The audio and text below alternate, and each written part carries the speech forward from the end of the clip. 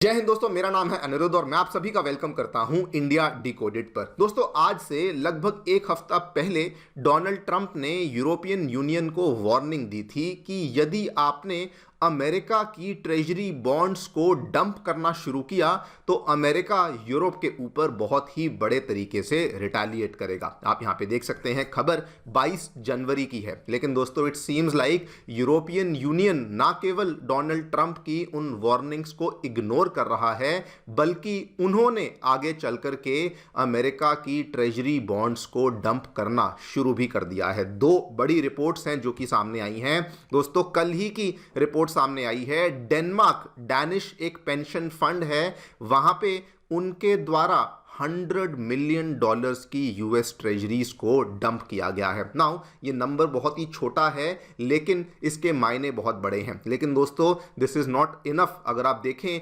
Sweden का एक उनकी गवर्नमेंट एजेंसी है, जो उनका स्वीडन का जाना माना पेंशन फंड है, जिसको AP7 के नाम से जाना जाता है। And listen to this very very carefully, इन्होंने $8.8 बिलियन की यूएस ट्रेजरी फंड्स को यहां पे डंप कर दिया है, अग्रेसिवली मार्केट में आकर के बेच दिया है। आप यहां पे देख सकते हैं, Swedish pension fund cuts US treasury holdings, and उन्होंने बोला है क्लियर कट। और यहां पे कहानी इतनी सिंपल नहीं जैसे कि चाइना या फिर इंडिया कर रहे हैं कि यूएस ट्रेजरी फंड्स को बेचा और बदले में गोल्ड खरीद लिया।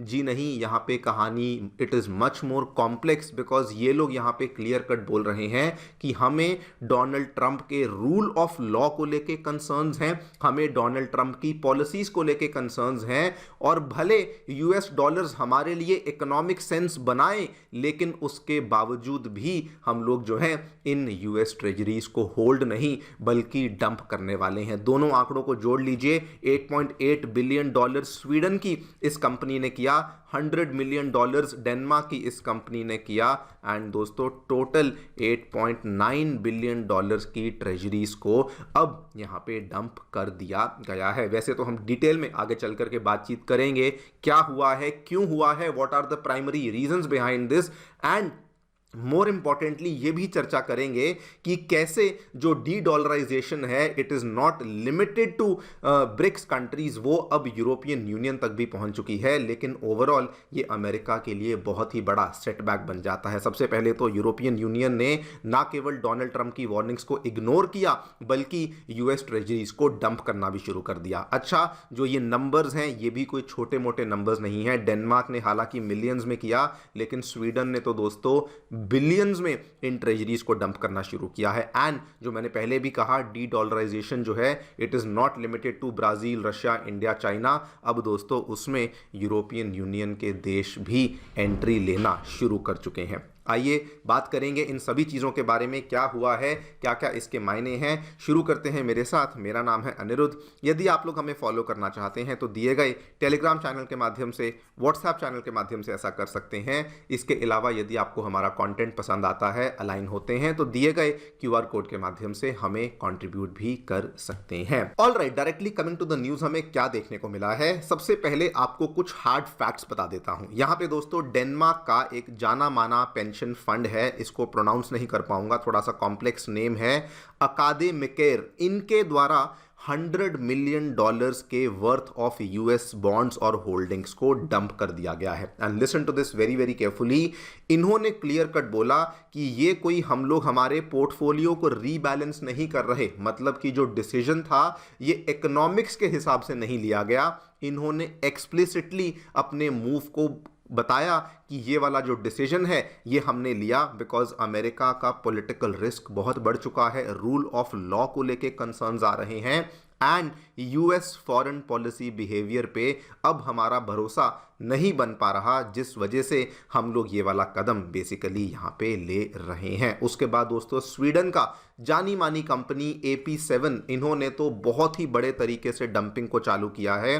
$8.8 billion worth of US treasuries को इन्होंने बेच दिया है, एंड इन्होंने भी यहाँ पे क्लियर कट बोला कि हम लोग इस चीज़ को इकोनॉमिक्स के बेसिस पे नहीं कर रहे, बिकॉज हमें यहाँ पे डोनाल्ड ट्रंप की पॉलिसीज़, अमेरिका के पॉलिसी बिहेवियर को लेके कुछ डाउट्स आ रही हैं, इसलिए हम लोग ऐसा कर रहे हैं। ये दोनों ही खबरें बहुत ही बड़ी बन जाती हैं फॉर वेरियस रीजंस। अब दोस्तों, आम तौर पे जो पेंशन फंड्स होते हैं, केवल यूरोपियन पेंशन फंड्स नहीं, दुनिया के जितने भी पेंशन फंड्स होते हैं, फिर भले ये जो बड़े बड़े मिडल ईस्ट के फंड्स हैं, या फिर अगर इंडिया हुआ, चाइना हुआ, यहाँ पर भी जो ये बड़े बड़े फंड्स होते हैं, ये यूएस ट्रेजरीज को बिल्कुल प्रेफर करते हैं, लाइक करते हैं। क्यों? क्योंकि यूएस ट्रेजरीज सेफ होती हैं। यूएस इकोनॉमी जब ग्रो करती है तो यूएस ट्रेजरी का पैसा भी ग्रो करेगा। ये लिक्विड होती हैं, कभी भी आप इनके बदले में इनको बेच करके यूएस डॉलर्स को ले सकते हैं। ये प्रिडिक्टेबल होती हैं, मतलब कि आपको मालूम होता है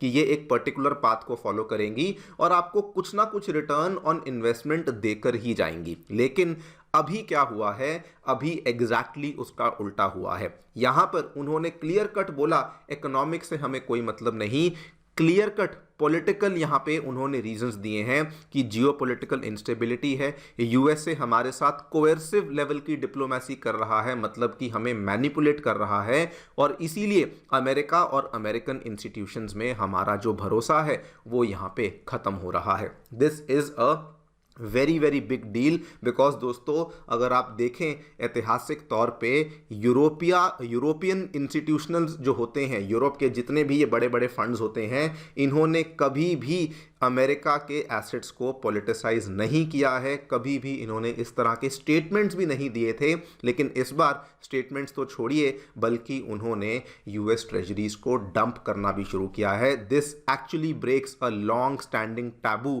जो कि अभी तक यूरोप में चल रहा था। क्वेश्चन ये आता है, ये हुआ क्यों है? देखिए, ऑब्वियसली ट्रिगर पॉइंट तो यहाँ पे ग्रीनलैंड ही है, लेकिन इसके पीछे कुछ और कारण भी हैं। अगर हम सबसे पहले कारण की बात करें तो वो ऑब्वियसली ग्रीनलैंड ही है। ग्रीनलैंड जो कि डेनमार्क की टेरिटरी है, उसको लेके अमेरिका ने जो भी किया, हम सभी उस चीज़ को जानते हैं। दूसरा रीज़न दोस्तों, जिस तरीके से अमेरिका ने पिछले कुछ हफ्तों में अपने स्टेटमेंट्स दिए हैं, फॉरेन पॉलिसी को लेकर जो बातें कही हैं, ये क्लियर कट है कि यूरोप उन चीज़ों से काफ़ी नाखुश है। स्पेसिफिकली नाटो को लेकर भी जो स्टेटमेंट्स दिए गए हैं, उन चीज़ों को भी यूरोप ने पॉजिटिवली एक्सेप्ट नहीं किया, और इन सब चीज़ों को यूरोप ने बहुत ध्यान से सुना और कहा कि ये हमें परसेप्शन लग रही है that this is a disregard for European sovereignty. ये हमें परसेप्शन लग रही है कि यूएसए जो है वो यूनिलेटरल पावर की तरह एक्ट कर रहा है, एक दोस्त की तरह एक्ट नहीं कर रहा, और इसीलिए ये वाला कदम यहाँ पे लिया गया है। अगेन रिपीट करूंगा, इन्होंने क्लियर कट बोला इकोनॉमिक्स हमारे लिए मैटर नहीं करती,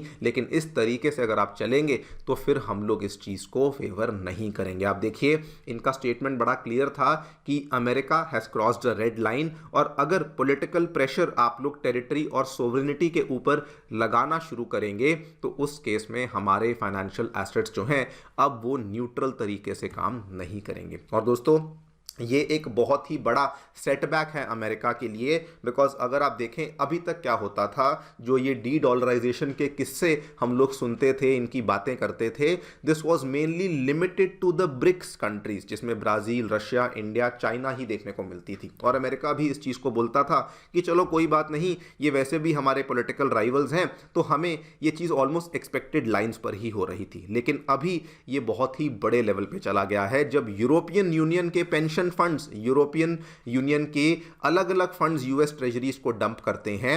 इसका मतलब इनसाइड द हाउस रिबेलियन शुरू हो चुका है, इसका मतलब लॉस ऑफ ट्रस्ट हो चुका है, और ये अमेरिका के लिए बहुत बड़ा सेटबैक है, because Europe is one of the largest foreign holders of US debt. अभी मैं इसके आंकड़े आपको बताऊंगा, और ये इसलिए सेटबैक बन जाता है, पेंशन फंड्स जब यूएस ट्रेजरीज को खरीदते थे वो लॉन्ग टर्म के लिए खरीदते थे। पेंशन फंड्स का काम करने का तरीका आपको बताता हूं, वो दोस्तों 50-50, 60-60 साल के लिए फंड्स को खरीदते हैं, शॉर्ट टर्म के लिए नहीं खरीदते। मतलब कि वो अगर आपके फंड्स को खरीद रहे हैं, बड़ा क्लियर है कि वो आपके फंड्स को जल्दी जल्दी बेचने नहीं वाले। लेकिन अभी ये जो यहाँ पे हुआ है, एग्जैक्टली उसका ऑपोजिट हुआ है।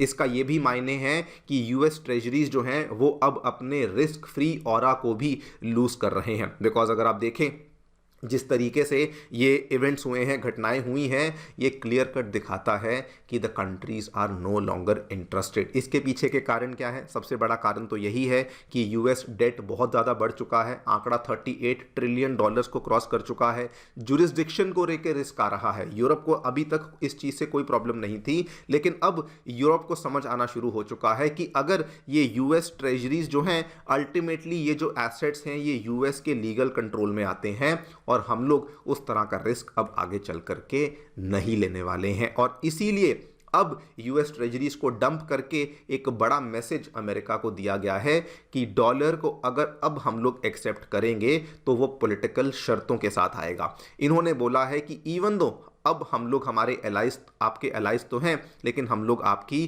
कोवर्जन को, मैनिपुलेशन को टॉलरेट नहीं करेंगे। और दोस्तों आपको बता दूं, यूरोपियन यूनियन, इवन दो हम लोग ये जानते हैं कि दुनिया भर में ग्लोबल लेवल पे अमेरिकी ट्रेजरीज का सबसे बड़ा होल्डर जापान ही है। अप्रॉक्सीमेटली मोर देन $1 ट्रिलियन की यूएस ट्रेजरीज जापान होल्ड करता है, वर्ल्ड का लार्जेस्ट सिंगल फॉरेन होल्डर है। लेकिन European union as a bloc अगर आप देखेंगे, the number is very very high. इसमें दोस्तों केवल मैं यूके की बात करूं $700 बिलियन, फ्रांस की बात करूं $300 billion, Germany $250 billion, Netherlands $125 billion, Belgium कभी कभी $300 बिलियन। अगर आप इन सभी नंबर्स को यहां पे जोड़ लेंगे तो दोस्तों the number approximately comes to $1.6 trillion, यानी कि as a bloc, as a union, European union Japan से भी ज़्यादा बड़ा होल्डर है।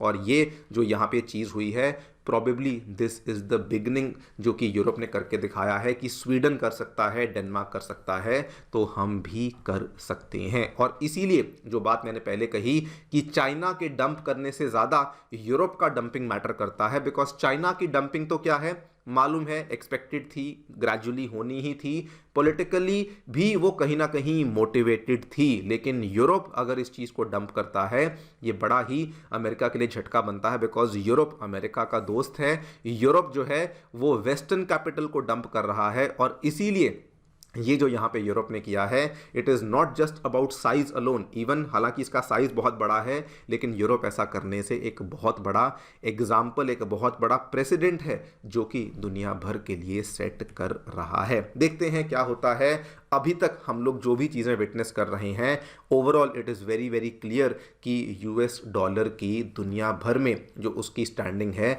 वो लगातार नीचे आ रही है। आप लोग जो भी सोचते हैं मुझे बताएं कमेंट सेक्शन में। Thank you so much for listening. Stay tuned and stay safe.